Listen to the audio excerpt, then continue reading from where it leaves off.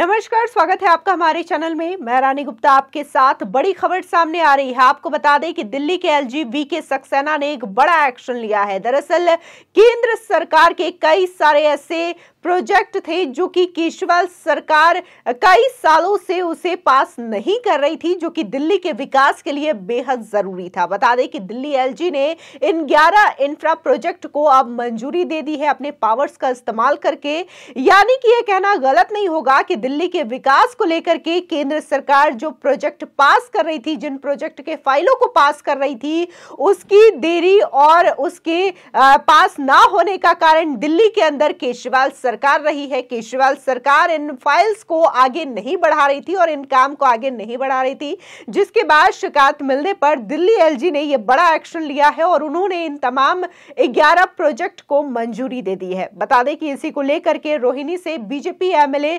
विजेंद्र गुप्ता ने दिल्ली एलजी को बधाई दी है और उन्होंने कहा कि केजरीवाल सरकार कई सालों से केंद्र सरकार के इन प्रोजेक्ट को रोक करके रखी थी, जो कि दिल्ली के विकास के लिए बेहद जरूरी था।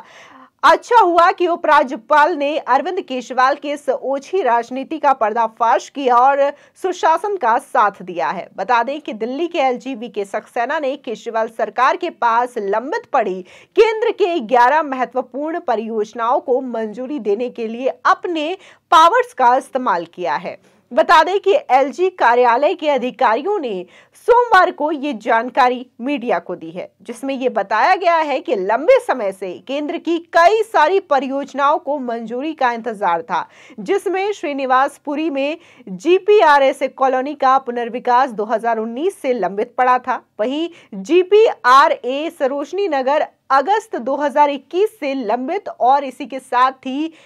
NHAI द्वारा शहरी विस्तार सड़क उसका विकास सितंबर 2021 से लंबित पड़ा हुआ था। बता दें कि साथ ही अधिकारियों ने यह भी कहा कि उपराज्यपाल ने GNCTD नियमावली 1993 के व्यापार के लेन देन नियम 19(5) के संदर्भ में फाइलों को वापस बुलाने की अपने पावर्स का इस्तेमाल कर केजरीवाल सरकार को 11 फाइलें भेजने के लिए कहा है। इसी के साथ ही TOBR का नियम 19(5) उपराज्यपाल को जनहित में मंत्रियों मुख्यमंत्रियों के पास अत्यधिक लंबित फाइलों को वापस लेने का अधिकार देता है। आपको बता दें कि नियम 19(5) सरकार को एलजी से फाइलें वापस भेजने के लिए मजबूर भी करता है, भले ही उन्होंने इसे मंजूरी दी हो या ना दी हो। बता दें कि TOBR के नियम 19(5) को लागू करने की बात करते हुए पत्र 9 दिसंबर को भेजा गया था। इसी के साथ ही एक अधिकारी ने यह भी दावा किया है कि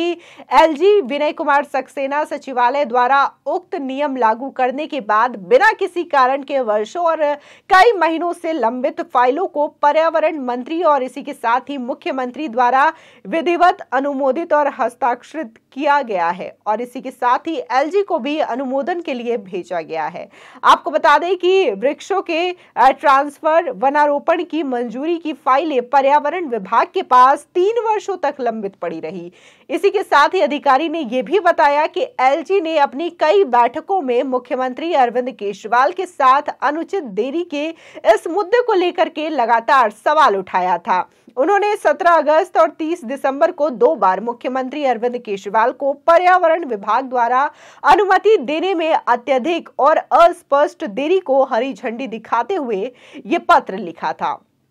और मुख्यमंत्री से इसको लेकर के जल्द ही निपटाने की बात सुनिश्चित करने के लिए भी कहा था। आपको बता दें कि एक अधिकारी ने कहा कि TOBR का उक्त नियम 19(5) एलजी को जनहित में मंत्रियों सीएम के पास लंबित फाइलों को वापस लेने का अधिकार देता है और इन्हीं अधिकारों का प्रयोग करते हुए एलजी ने यह बड़ा निर्देश दिया है और जो फाइलें केजरीवाल सरकार के पास थी उसको वापस मंगा लिया गया है, जो कि केंद्र सरकार ने जिन फाइलों की मंजूरी के लिए कहा था और उन फाइलों की मंजूरी केजरीवाल सरकार नहीं दे रही थी। अब ये जो 11 इंफ्रा प्रोजेक्ट थे वो दिल्ली में लागू हो जाएंगे और इसके काम भी जल्द शुरू हो जाएंगे। बता दें कि इसको लेकर के हालांकि आम आदमी पार्टी की ओर से कोई प्रतिक्रिया नहीं आई है, लेकिन ये दिल्ली एलजी के द्वारा लिया गया बड़ा एक्शन माना जा रहा है। जिन अन्य प्रस्तावों को मंजूरी मिली थी उसमें साकेत में CISF आवासीय क्वार्टर, सुल्तानपुरी में रोड ओवरब्रिज और इसी के साथ ही रोड अंडरब्रिज,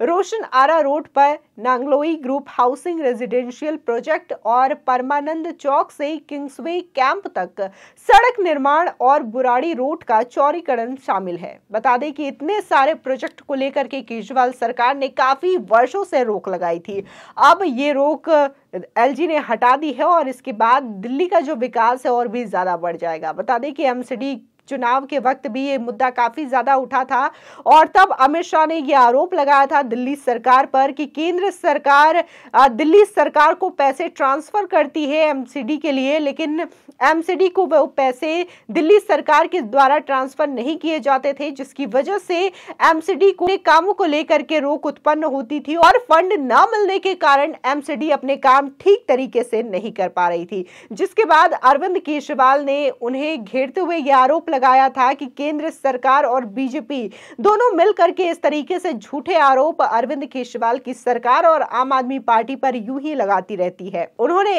इस तरीके से सवाल इसलिए उठाया था कि केंद्र में जहां बीजेपी की सरकार थी तो वहीं एमसीडी में भी बीजेपी की सरकार थी, बीजेपी का मेयर था, इसलिए अरविंद केजरीवाल को इन आरोपों को लेकर के ये बोला गया था उनके द्वारा कि जो पैसे हैं उनका कनेक्शन सीधे एमसीडी के मेयर और केंद्र सरकार से है, बीच में आम आदमी पार्टी को बेवजह परेशान किया जा रहा है। इसी के साथ ही जिस तरीके से दिल्ली के 11 इंफ्रा प्रोजेक्ट को लेकर के ये बात सामने आई है तो इसमें देखा जा सकता है कि अरविंद केजरीवाल किसी और गवर्नमेंट पे आरोप लगाने के लिए, केंद्र सरकार पर आरोप लगाने के लिए और ये दिखाने के लिए कि केंद्र सरकार दिल्ली के बेहतरी के लिए फंड पास नहीं करती है, प्रोजेक्ट को पास नहीं करती है, इस तरीके की बात जनता के सामने कहते हुए नजर आती है, जनता को बरगलाते हुए नजर आती है। लेकिन इस खुलासे से एक बात सामने आई है कि कैसे दिल्ली एलजी ने ये अपने पावर्स का इस्तेमाल करते हुए उन 11 लंबित पड़े प्रोजेक्ट को मंजूरी दे दी है और इससे अरविंद केजरीवाल की पोल खुल गई है कि कैसे अरविंद केजरीवाल ने केंद्र सरकार के द्वारा जारी किए गए विकास कार्यों और इंफ्रा प्रोजेक्ट को लंबे समय से रोक करके रखा था। ये साफ तौर से दिखाता है कि अरविंद केजरीवाल सिर्फ और सिर्फ एडवर्टीजमेंट पर फोकस करते हैं और केंद्र के द्वारा जो फंड दिए जाते हैं, जो प्रोजेक्ट को मंजूरी दी जाती है, उसको जनता से छुपाने का काम करते हैं, उस पर रोक लगाने का काम करते हैं ताकि ये बाद में आरोप लगा करके ये कह सके कि केंद्र सरकार तो हमें फंड ही नहीं देती, केंद्र सरकार और दिल्ली के एलजी इन प्रोजेक्ट को मंजूरी दे ही नहीं रहे हैं, तो कैसे हम इस पर काम कर सकते हैं। फिलहाल आपकी इस खबर पर क्या राय है हमारे कमेंट सेक्शन में जरूर बताएं। आगे की और भी अपडेट के लिए चैनल को सब्सक्राइब करना ना भूलें।